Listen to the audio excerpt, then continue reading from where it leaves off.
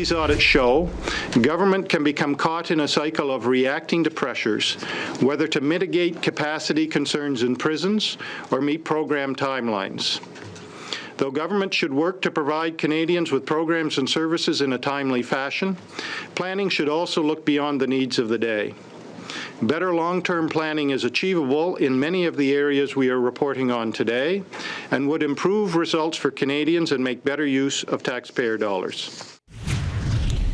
That was the Auditor General delivering his report, and as was pointed out, he's still in question and answer, but I'm going to call this the but report, because he comes out with a statement. He had 9 different chapters that he was looking at, and of 6 of the 9, he says, everything's fine, but we got to be prepared for this and that and the other thing. So let's find out if my opinion is accurate. Charles Lammam joins us. He's the resident scholar of economic policy at the Fraser Institute, and he's in our Vancouver studio. Charles, what do you think? The but report?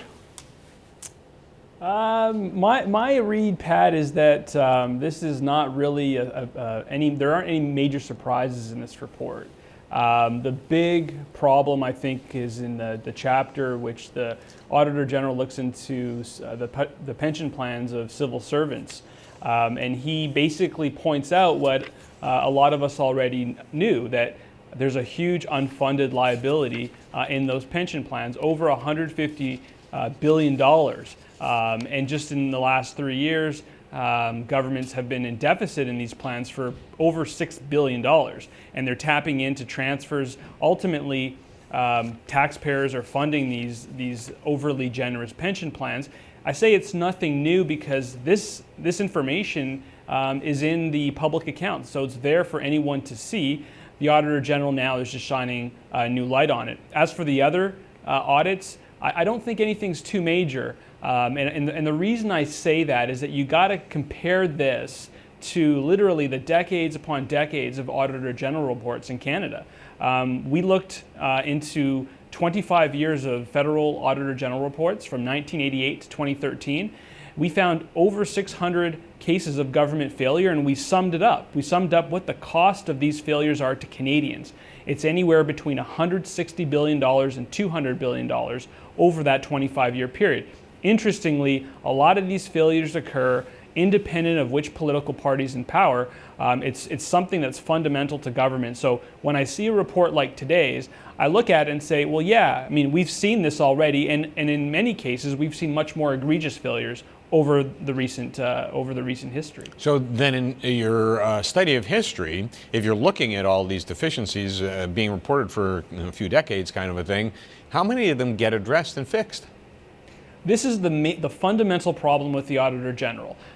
Today's report will make a splash in the media.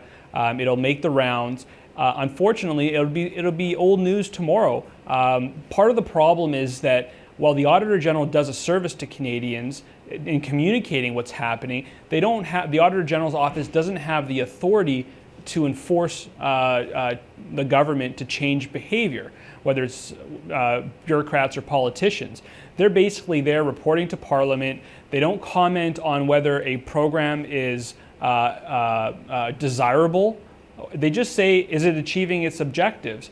And in many cases, if the AG finds that the government programs are not achieving their objectives, there's major cost overruns in programs, large amounts of spending that's completely unnecessary that I would categorize as waste.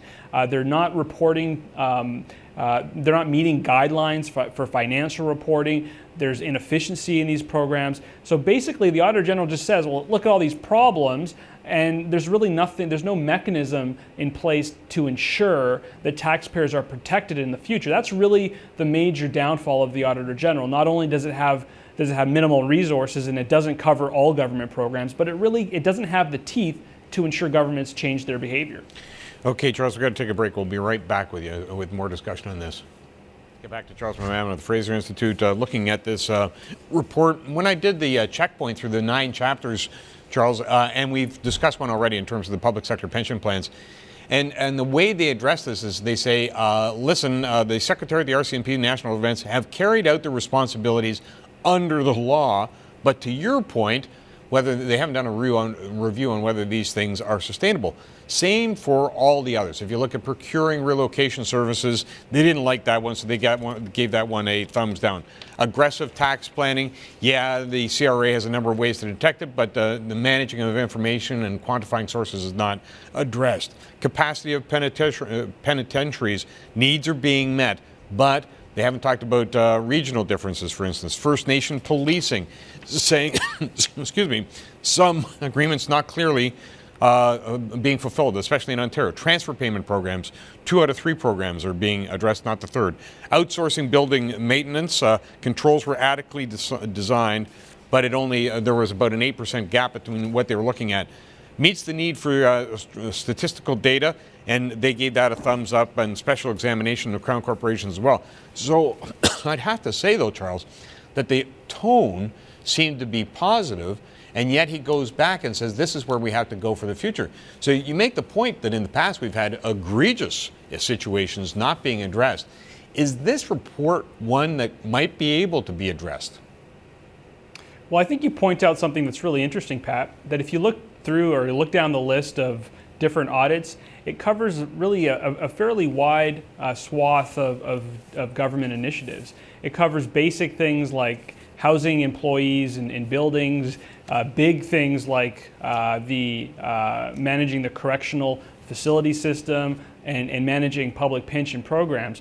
So really, if you see over across those initiatives, one thing is fairly consistent, that in most cases they're not achieving some objectives. But to my point, though, what does this mean for the future? How will problems be identified or rectified in order to help protect Canadian taxpayers? And that, to me, is really where the discussion needs to shift. And we have to first understand, why do we see these failures happen year after year, fairly consistently across such a wide range of government activities?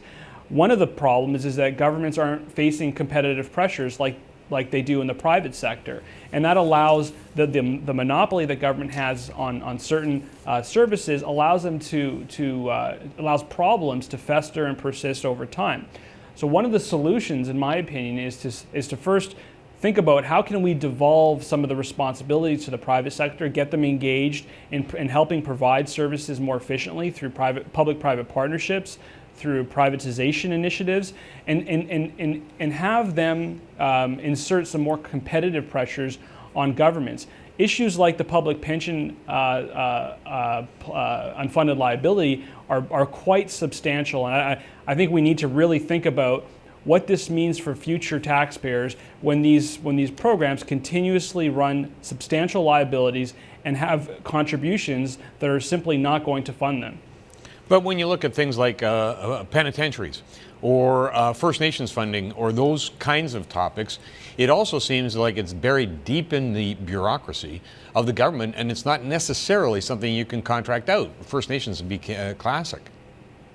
Well, maybe in some situations it's not simply contracting out, and I should say that there are problems when governments contract out. It's certainly not a panacea. We've seen over many years where governments have tried to contract out certain initiatives, but they typically don't have a competitive process. They give them to a single bidder, so there are problems, absolutely, and I take your point. But in cases that you outlined, the First Nation policing program, the Auditor General said, here's the intention. We want to help policing on First Nations reserves, but we're not achieving that. So, okay, now we need to rethink how can we fulfill this public policy objective in a more efficient manner. And unfortunately, the Auditor General report doesn't get into that. It just basically tells Canadians, well, they're not doing what they intended to do. To me, the question is, well, what now? And that's really the big takeaway from a lot of these Auditor General reports. It's interesting to know whether programs are achieving or failing to meet objectives, but we have to move further along in the debate and start talking about, well, if it's not achieving objectives, what's the best way? Maybe it involves some sort of private sector involvement. Maybe it's rethinking whether the program needs to be delivered or changing program delivery altogether. Yeah, I think what's also interesting, Charles, I mean, you look at all these initiatives being forward, not a lot of them are vote getters. Nobody's going to be really attracted to somebody that goes after First Nations policing and therefore you can't hang your hat on it politically. So I think that plays into the question of whether you can deliver on fixing things.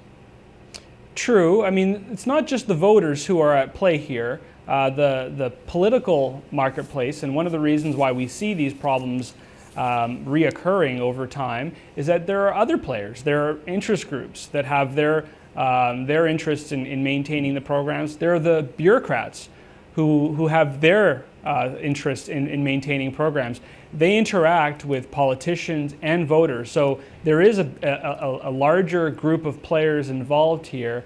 And when you understand everyone's different incentives, you start to realize that the policies we're seeing are not working in the general public interest. They may be serving a certain or a particular group's interest. Yeah. Charles, thanks so much. Thank you, Pat. Charles.